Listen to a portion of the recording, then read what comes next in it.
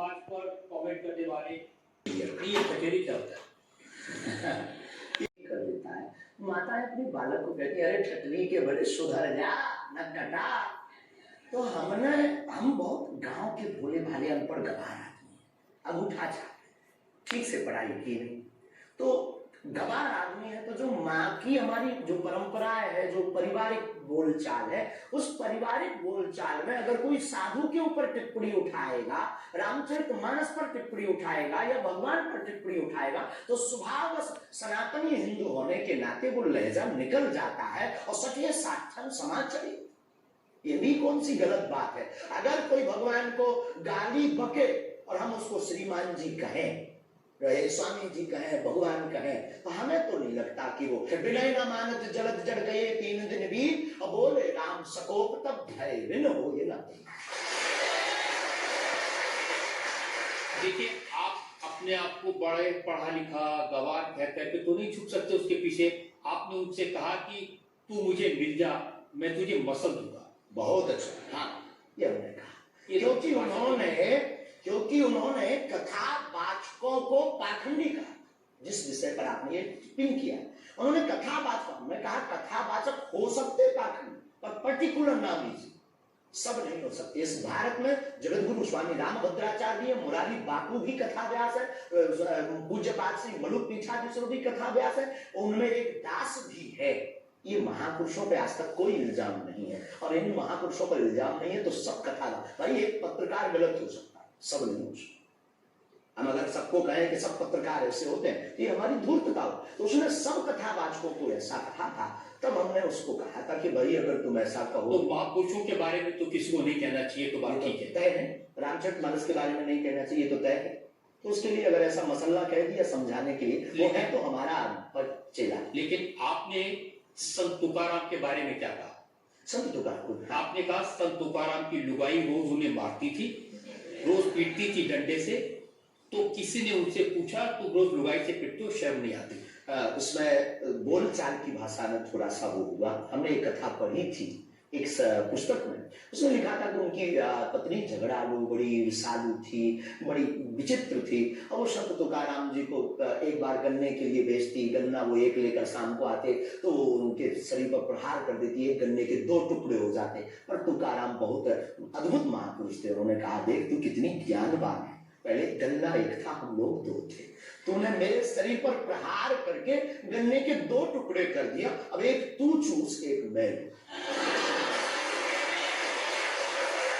तो हमारा आपने जो बोलचाल उसमें बिगड़ा, अंदाज में कहा था वो समाज के लिए अशब्द था, इसमें कोई संदेह नहीं है। लेकिन हम अपनी भाषा से समझने का कोशिश करते हैं, जो कई बार हमारी भाषा लोगों के अनुरूप फिट नहीं है। कभी आपको नहीं लगता कि संत तुकाराम जैसे महान संत के बारे में ये कह दिया, उसके लिए हमें गलती माननी चाहिए? बिल्कुल, अगर ये किसी की भावनाओं को ठेस पहुंचा तो संतों के प्रति हमारे हृदय में अथाह प्रेम है, अथाह प्रेम। और हम स्वप्न में भी, हम तो खुद साधु परंपरा से जीवित हुए, नालायक से बोलने लायक संतों के कारण हुए। हम अगर संतों का अनादर करेंगे तो अपनी जिंदगी में हम रहेंगे।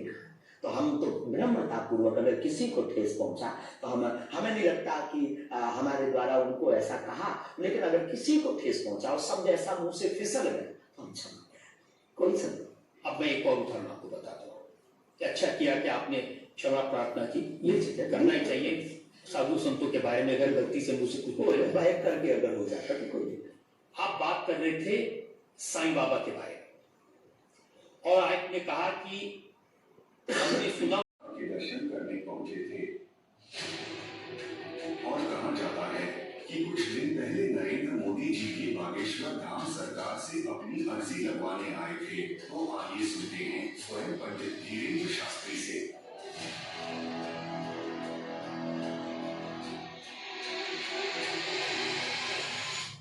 मोदी जी को ये प्रोजेक्ट करते जैसे बागेश्वर धाम आए।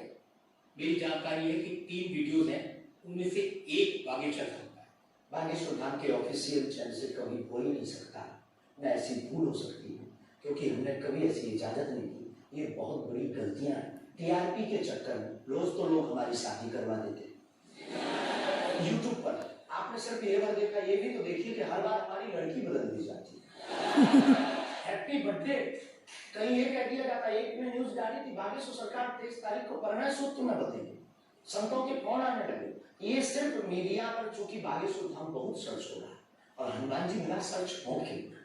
तो लोगों को जो कुछ यूट्यूब वाले, सब नहीं, कुछ यूट्यूब वाले हैं जो अपनी व्यूअरशिप बढ़ाने के चक्कर में इस प्रकार का उपलब्ध करते हैं जो दुष्प्रचार है। और बागेश्वर धाम ने इस पर अनेक बार कार्रवाई भी की, उनके खिलाफ नोटिस भी भेजा और अनेक बार डिस्क्लेमर भी बागेश्वर दरबार में हमने दिया है कि किसी भी प्रकार की भ्रामक जानकारी से बचें। धाम का इस प्रकार से कोई भी लेना देना नहीं है, ये खुद की निजता के साथ वो बेफुजली के कार्य कर रहे हैं और बागेश्वर धाम इसके लिए कानूनी कार्रवाई भी कर रहे हैं।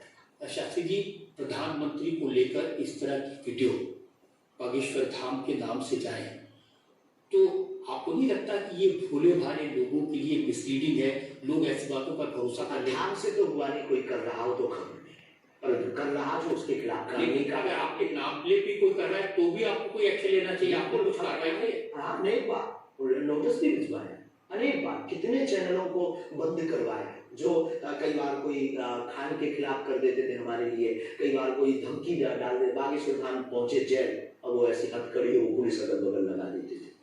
लेकिन इनसे हमारी आपके सोच से भी प्रार्थना, इसको बहुत देखा जाएगा, आपकी अदालत को जब भी देखा जाए इस प्रकार की भ्रामक जानकारी से बचें। हम इस प्रकार कोई भी हमारा दरबार या कथा प्रदर्शन का विषय नहीं है, हमारी कथा और दरबार दर्शन का विषय है।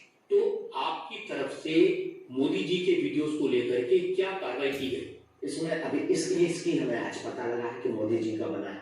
पूर्व में हमको वो जेलर वाला बताया था, हमें इसका ज्ञान नहीं है, लेकिन हम जाते ही तुरंत आपकी अदालत के बाद लीगली कार्रवाई FIR अपने अमर थाने पर करवाएंगे।